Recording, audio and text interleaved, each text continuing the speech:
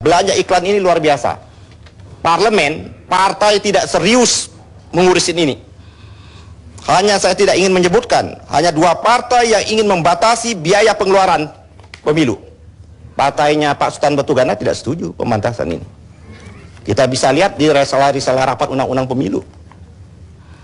Ya kan?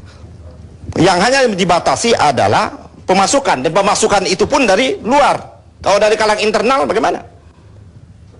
Memang jadi ada yang sakit memang di sistem politik kita ini. Dan parlemen, partai tidak serius juga untuk mengobati ini. Karena dia tahu ada pundi-pundi di sana yang akan mereka ambil.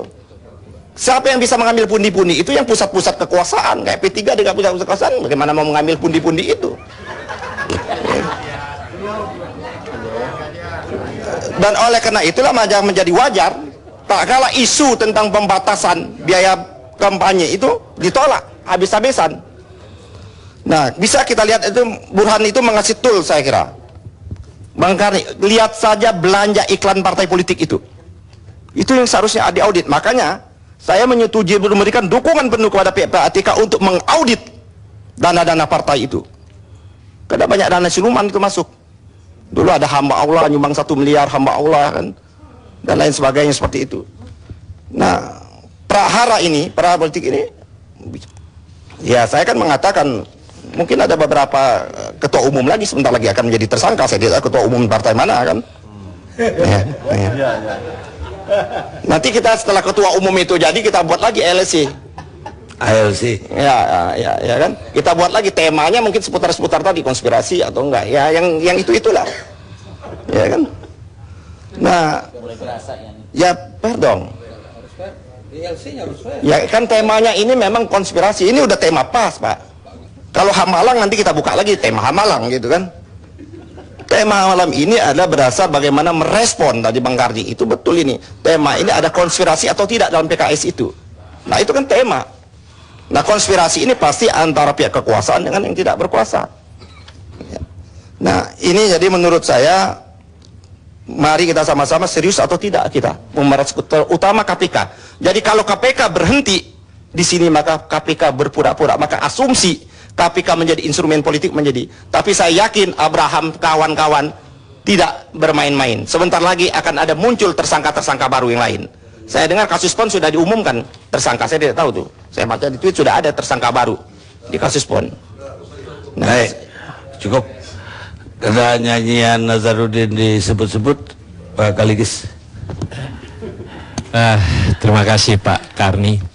Barangkali saya mau luruskan dulu mengenai tertangkap tangan, red captured, itu mesti lokus dan tempusnya sama Pak, itu mesti jelas. Kemudian kuasa lisan itu mesti bisa dipakai Pak, ada dalam undang-undang. Jadi lebih cocok barangkali sekarang diskriminasi kalau kita katakan mengenai KPK. Contohnya, kita kasih bukti aja Pak. Kalau hari ini saksi-saksi dari katakanlah PKS mau diperiksa di hotel, pasti ditolak. Tapi Yulianis dan Oktorina bisa menjadi saksi-saksi di hotel. Kemudian Pak, saya pernah undang Busro datang ngopi-ngopi di rumah saya, sama sekali haram. Tetapi kalau komisioner Chandra Hamzah ke katakanlah rumahnya Nazarudin, itu boleh sekali Pak, membicarakan semua mengenai bisnis, sama sekali tidak dibongkar. Apa artinya? Memang ada konspirasi dalam hal ini oleh KPK. Saya kira di KPK saya cuma percaya sama Abraham Pak, dia yang berani artinya mengembangkan perkara ini. Yang lain-lain itu saya kurang percaya Pak, dari tingkah lakunya.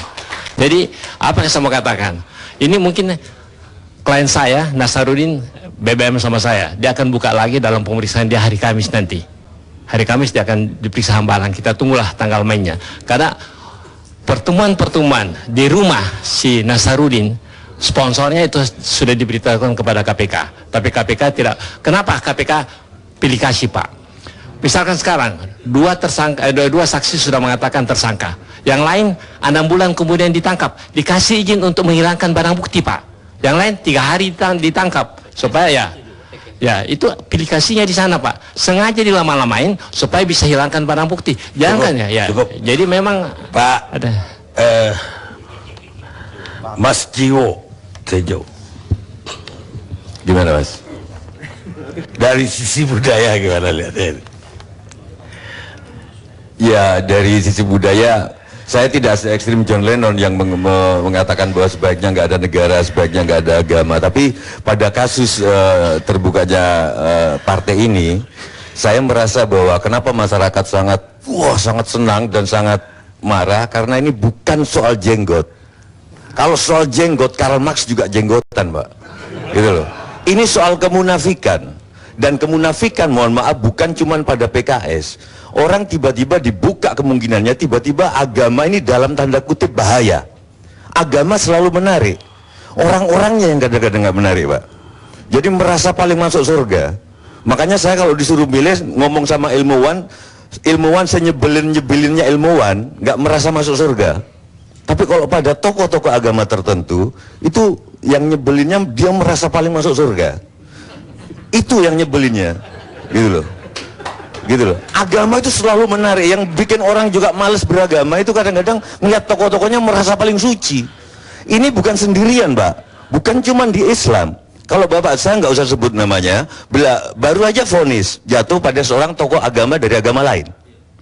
Artinya sekarang masyarakat melek. Jangan, ayo kita kembalikan agama pada persoalan pribadi-pribadi. Jangan agama diinstitusikan menjadi lembaga penguasa, entah itu partai, entah itu government.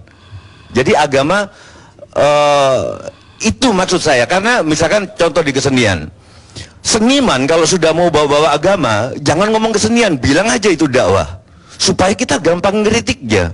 Tapi begitu kesenian bawa nama-nama, ini seni Islam, ini seni Buddha, ini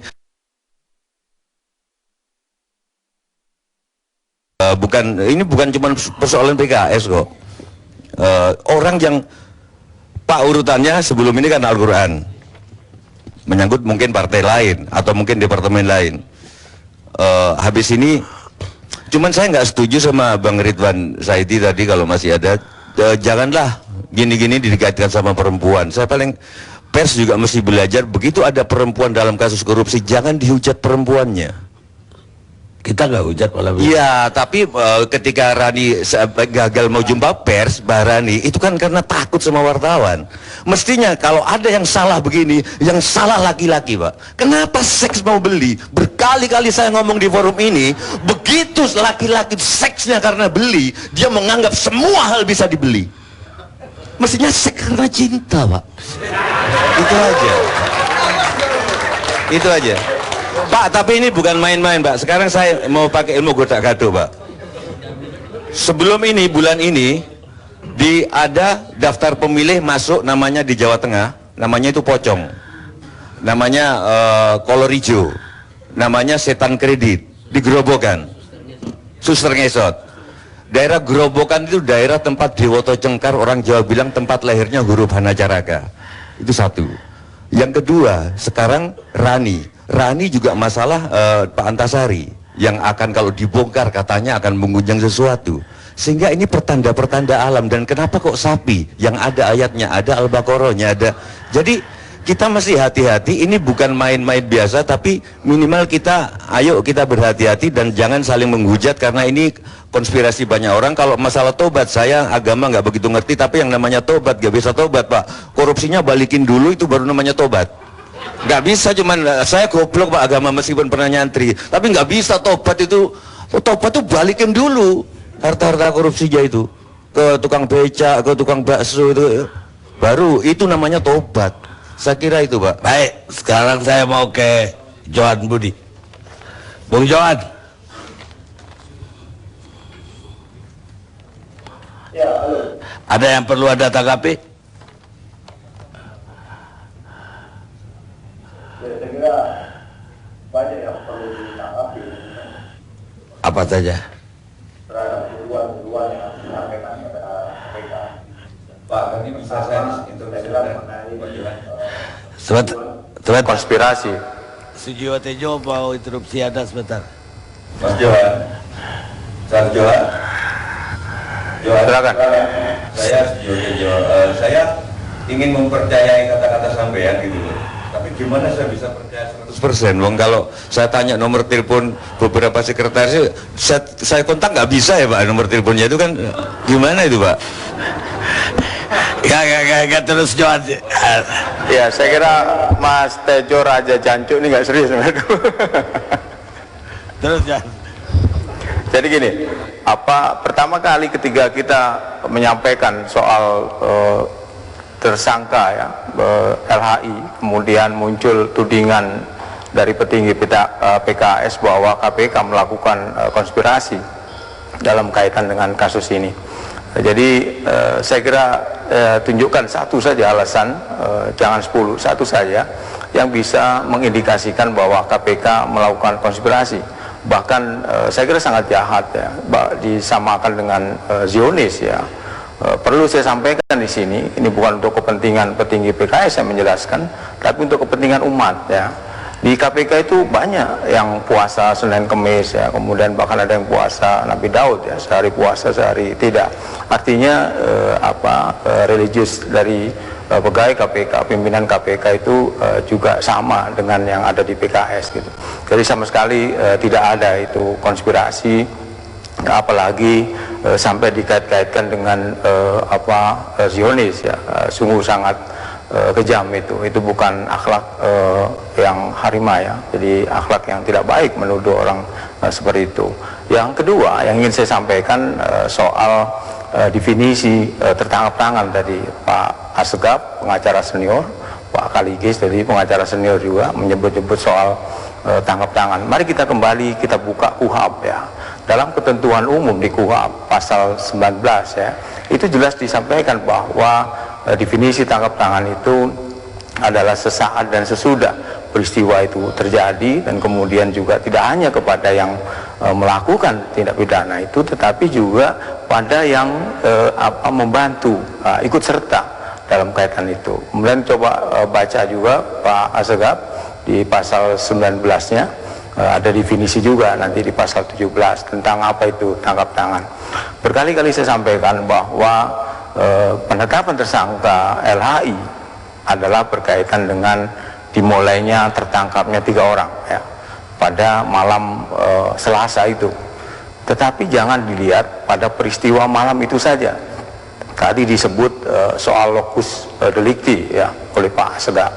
Jadi persoalan-persoalan kemudian KPK yang selalu saya sampaikan bahwa ada 2 alat bukti yang cukup ya, yang kemudian disimpulkan bahwa LHI terlibat dalam dugaan tindak pidana korupsi yang terjadi pada hari Selasa malam itu. Kan Pak Asegaf kemudian yang lain tidak tahu apa yang terjadi sebelum peristiwa malam 20.30 Selasa malam itu. Kemudian apa yang terjadi pada peristiwa sesudahnya, yang kemudian tadi disampaikan LHI sedang berada di DPP PKS itu hari Rabu malam. Kan tidak tahu publik, dan ini tidak bisa diungkap karena ini berkaitan dengan proses penyidikan ya. Jadi nanti di pengadilan saya kira tempat untuk mengungkap bukti-bukti apa yang dipunyai oleh KPK. Kita firm betul bahwa LHI terlibat dalam dugaan kasus suap yang berkaitan dengan impor sapi ini. Tadi Bang Karni menyampaikan ini kan bukan kaitannya, bukan pembuat keputusan ya. Ada di UNCAC 2003 ya, konvensi PBB melawan korupsi yang sudah diratifikasi juga oleh Indonesia dalam Undang-Undang nomor 7 tahun 2006. Ada yang disebut dengan trading in influence ya, memperdagangkan pengaruh. Ini juga termasuk korupsi. Kenapa dia bisa memperdagangkan pengaruh? Karena dia punya kekuasaan, dia punya pengaruh yang bisa mempengaruhi pembuat keputusan. Nah, ini makanya ada pertanyaan, kenapa dia bukan di Komisi 4 tapi di Komisi 1 kok dikaitkan dengan itu? Tidak selalu berkaitan dengan komisinya. Itu yang kedua. Yang ketiga ingin juga saya sampaikan, selalu diulang-ulang kenapa perbedaan tadi yang Kaligis juga sampaikan, Andi Malarangeng, kemudian ada tersangka lain yang sudah diperiksa tapi belum ditahan. Saya ulangi lagi bahwa penahanan itu adalah bukan berkaitan dengan 2 alat bukti yang cukup, tetapi bagaimana alasan subjektif penyidik, kemudian alasan objektif seseorang tersangka bisa ditahan, bisa juga tidak. Ini dinaungi oleh undang-undang ya. Ini sekali lagi perlu disampaikan pada